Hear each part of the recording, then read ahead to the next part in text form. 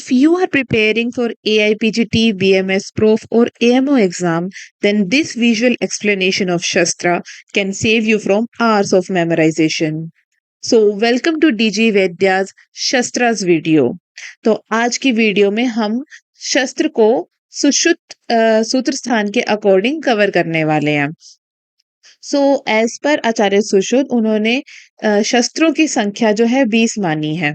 तो शस्त्र होते क्या हैं? जो कि शार्प कटिंग इंस्ट्रूमेंट्स हैं उनको शस्त्र बोला जाता है, और जो हमारे ब्लंट नॉन कटिंग इंस्ट्रूमेंट्स होते हैं उनको हम यंत्र बोलते हैं, जो कि हम पिछली वीडियो में कवर कर चुके हैं। तो आचार्य सुश्रुत के अकॉर्डिंग 20 शस्त्रों का वर्णन किया गया है, और अपार्ट दिस आचार्य वाग्भट ने 6 एडिशनल शस्त्रों को ऐड किया है, जो कि इस तरीके से है। ऑलराइट, तो अब जो हमारे शस्त्र होते हैं उनके फंक्शनिंग को हम लर्न करने वाले हैं। This table is extremely important for AIPGT exam. बहुत बार इससे क्वेश्चंस पूछे जाते हैं।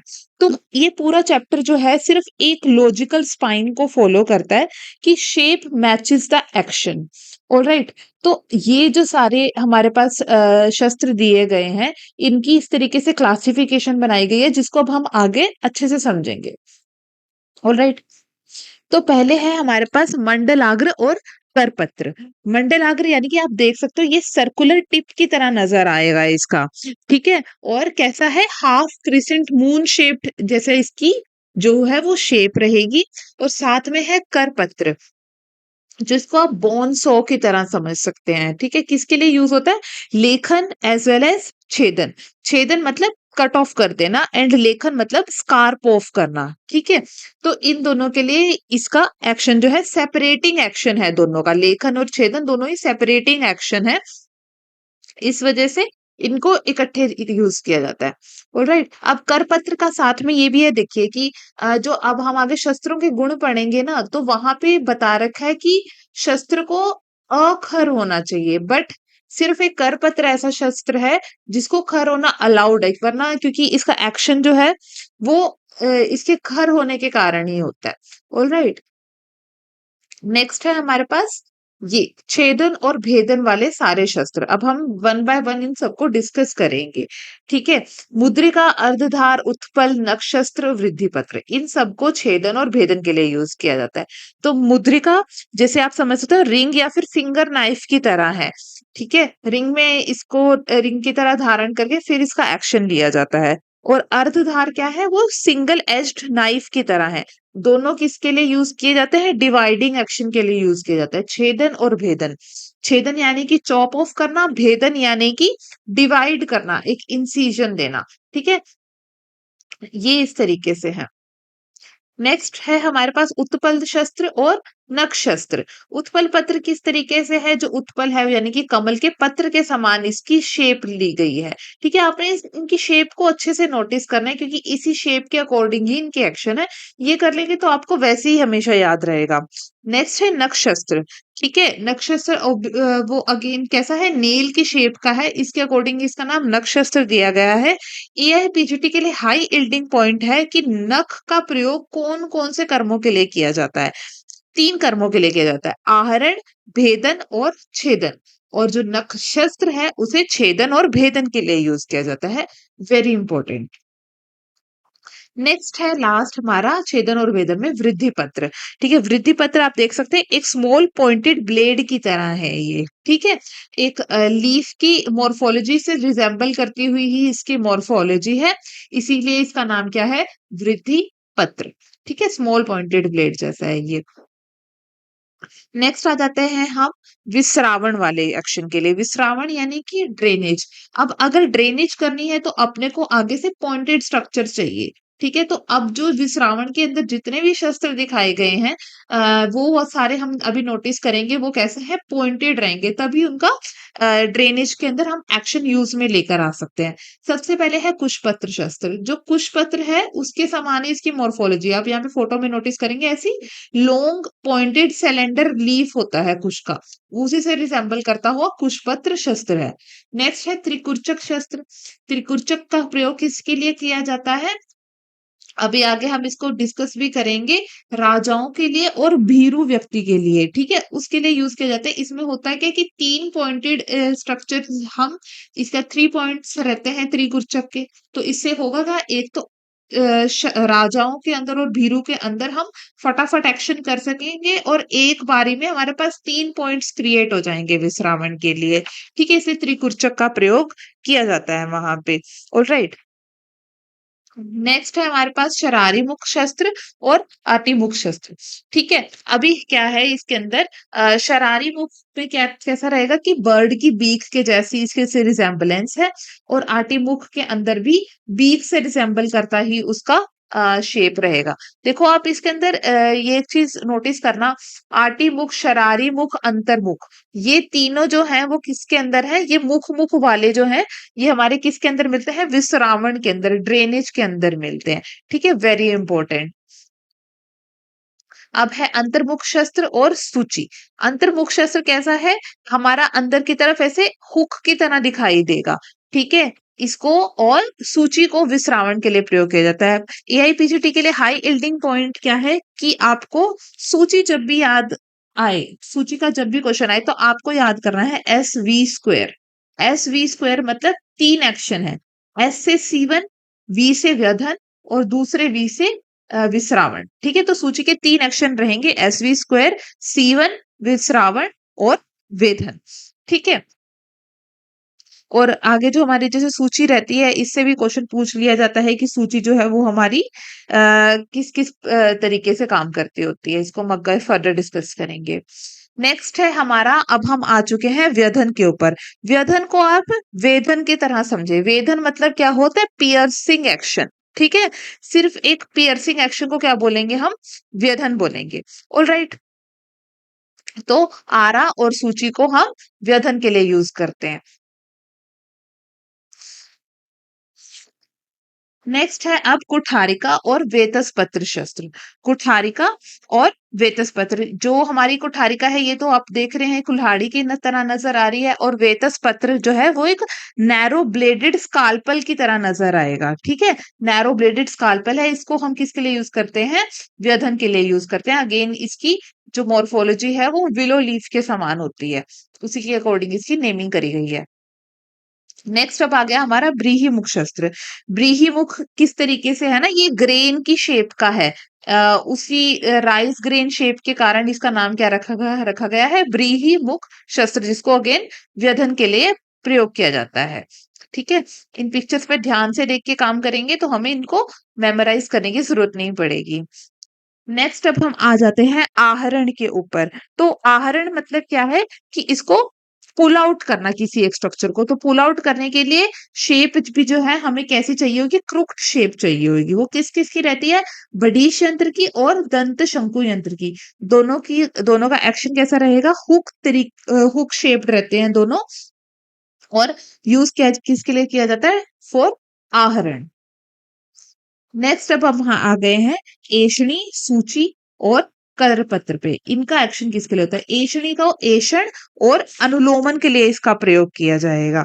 ठीक है, और सूची का सेवन के लिए और करपत्र का अस्थि भेदन के लिए यूज किया जाता है। एषण मतलब आप समझते हैं कि प्रोबिंग जैसे होती है, एक्सप्लोरेशन, उसी को एषण के लिए यूज किया जाएगा। ठीक है, अब हम आ गए हैं इस सुपरस्टार टेबल के ऊपर। अब आपको कैसे याद रखना है, मंडलाग्र, करपत्र, लच्छा परांठा, मंडलाग्र, करपत्र, लेखन, छेदन, लच्छा परांठा। ठीक है, अब सेकंड जो भेदन और छेदन वाले हैं, इसको अपने इस निमोनिक से याद रखना है। उत्पल ने अपने वृद्धि हेतु अर्धांगिनी के नख की मुद्रिका भेजी। ठीक है, उत्पल ने अपने वृद्धि हेतु अर्धांगिनी के नख की मुद्रिका भेजी। उत्पल, वृद्धि पत्र, अर्धधार, नक्षत्र, मुद्रिका, भेदन और छेदन। इस निमोनिक से आप बिल्कुल इजीली याद रख पाएंगे। ठीक है, विश्रावण और व्यधन को आपने इकट्ठे याद रखना है। देखो, सबसे पहले तो आप ये याद रखो कि जो व्रीहि मुख शस्त्र है उसका ही सिर्फ वेधन के लिए, व्यधन के लिए यूज किया जाएगा। बाकी जो जिसमें मुख मुख मुख मुख आ रहा है उसका विश्रावण के लिए यूज किया जाता है। आटी मुख, शरारी मुख, अंतर्मुख, इसका विश्रावण के लिए और व्रीहि मुख का व्यधन के लिए। अब बाकी जो है वो इजी है। कुशपत्र, कुरचक दोनों के वाले विश्रावण के लिए हैं। ठीक है, और सूची को भी विश्रावण के लिए यूज किया जाता है। आरा सूची कठारिका वेतस्पत्र को व्यधन के लिए यूज किया जाता है। सूची को आपने वैसे याद रखना है SV स्क्वायर से। ऑलराइट, बडीश दंत शंकु ये आपको शेप से याद रखने हैं अगले वाले सारे, ये तो इजी टू रिमेम्बर है, यहाँ आप गलती नहीं करेंगे अगर आप पिक्चर से देख के करेंगे। अब हम आ जाते हैं लेंस ऑफ आयुर्वेदिक शस्त्र। ठीक है, तो सबसे पहले ये बिल्कुल इजी है, शरारी मुख जो है वो सबसे बड़ी रहेगी, वो 10 अंगुल की रहती है। शरारी मुख 10 अंगुल। नख शस्त्र अष्टांग हृदय के अकॉर्डिंग 9 अंगुल है और आचार्य सुश्रुत के अकॉर्डिंग 10 अंगुल है। या याद रखना है सुश्रुत के नेल्स बड़े हैं, ठीक है, आचार्य सुश्रुत के नेल्स बड़े हैं तो वो 10 अंगुल की रहेगी। ठीक है, नक्षत्र सुश्रुत 10 अंगुल। एषणी 8, एषणी 8, एषणी शस्त्र रहेगा 8 अंगुल बड़ा।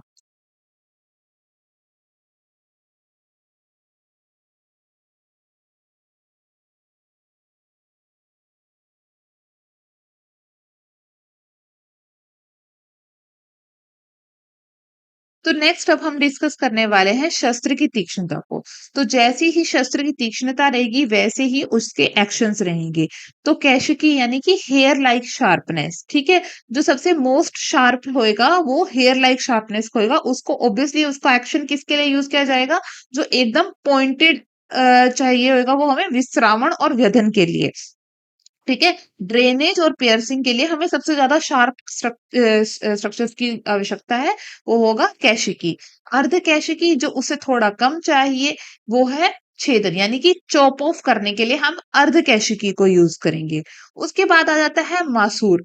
मासूर को किसके लिए यूज करेंगे, भेदन यानी कि डिवाइडिंग के लिए, ठीक है, स्प्लिटिंग के लिए, ओपनिंग के लिए, उसके लिए मासूर। और अर्ध मासूर को लेखन के लिए, ठीक है, लेखन के लिए अपने को लीस्ट शार्प स्ट्रक्चर का, स्कार्पिंग ऑफ के लिए लीस्ट शार्प स्ट्रक्चर का यूज चाहिए अपने को। तो इस वजह से इस तरीके से विद डिक्रीजिंग शार्पनेस हमने उनके एक्शंस को भी डिवाइड कर दिया कि शस्त्र की तीक्ष्णता किस प्रकार होनी चाहिए। Very important. नेक्स्ट अब हम डिस्कस करने वाले हैं वेरी इंपॉर्टेंट शस्त्र के गुण और दोष। ये हमने यंत्र वर्सेस शस्त्र के जितने भी गुण दोष कर्म ये हैं, ये सारे हम प्रीवियस यंत्र वाली वीडियो के अंदर डिस्कस कर चुके हैं, जो कि बहुत इंपॉर्टेंट है। और अगर आपने वो नई वीडियो देखे तो I suggest you to please watch that. Alright, तो अब हम डिस्कस करें हैं शस्त्र के गुण और दोष। शस्त्र के गुण और यंत्रों के गुण, दोनों के गुण कितने रहते हैं, 6-6 रहेंगे। ठीक है, शस्त्र के गुण कितने रहेंगे, 8 रहेंगे। शस्त्र के दोष कितने रहेंगे, 8 रहेंगे। ठीक है, और यंत्र के दोष कितने रहेंगे, वो 12 रहेंगे। अब ये जो गुण और दोष हैं, इसमें कंफ्यूजन सबसे ज्यादा होती है। इस वजह से मैंने पहले भी आपको कहा था कि इसका हम श्लोक डायरेक्टली लर्न कर लेंगे। ठीक है, रोम वाही सुतीक्ष्ण अग्रम अवर्तितम संकरम सुसमाहित धारम च शस्त्रम श्रेष्ठम प्रचक्षते।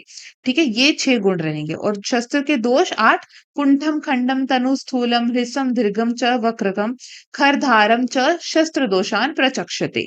ऑलराइट, शस्त्र के दोष ये 8 रहेंगे। ये अगेन इसको आपने इस विजुअल मेमोरी फॉर्मूला से एक बार देखकर लर्न कर लेना है। ऑलराइट, अब हम नेक्स्ट डिस्कस करने वाले हैं शस्त्र तीक्ष्णता हेतु 3 संस्कार। ठीक है, शस्त्रधार की तीक्ष्णता बनाने के लिए अपने को 3 संस्कार करने होते हैं। पहला होता है पायना, दूसरा निशातिनी और तीसरा होता है धार स्थापन। तो इस फोटो के अंदर हम डिस्कस करने वाले हैं पायना को। पायना होता क्या है कि पहली जो हमारा ब्लेड रहता है शस्त्र का, उसको हम हीट के ऊपर यानी कि आग के ऊपर उसको रेड हॉट कर लेंगे। उसके बाद उसको इमीडिएटली डिप किया जाता है in a liquid for few seconds. ठीक है, ताकि उसकी तीक्ष्णता का स्थापना हो जाए। ठीक है, वो as per the structures on which we are going to use it, उस हिसाब से ये हमारा लिक्विड डिफर करता रहेगा। तो शार्प आयना किसके लिए यूज की जाती है, बाण और अस्थि छेदन हेतु। ठीक है, हार्ड टिश्यू के लिए हार्श बात करवाएंगे, ठीक है, और सॉफ्ट टिश्यू के लिए जेंटल वाली बात करवाएंगे। तो शार को किसके लिए यूज किया जाएगा, बाण और अस्थि छेदन हेतु। ठीक है, उदक पायना, अब आपको इस फोटो से याद रखना है, उदक पायना को किसके लिए यूज किया जाता है, मांस छेदन भेदन और पाटन हेतु। इसके लिए विजुअल निमोनिक है, ये इससे आप कभी नहीं भूलेंगे इसको। ठीक है, नेक्स्ट है हमारा तैल पायना। तैल पायना किसके लिए यूज किया जाता है, सीरा स्नायु छेदन के ऊपर से।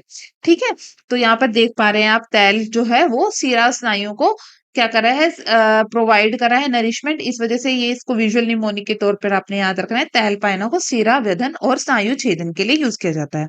इसके अलावा नेक्स्ट जो शस्त्र तीक्ष्णता हेतु संस्कार होते हैं वो होते हैं निशातनी और धार संस्थापन।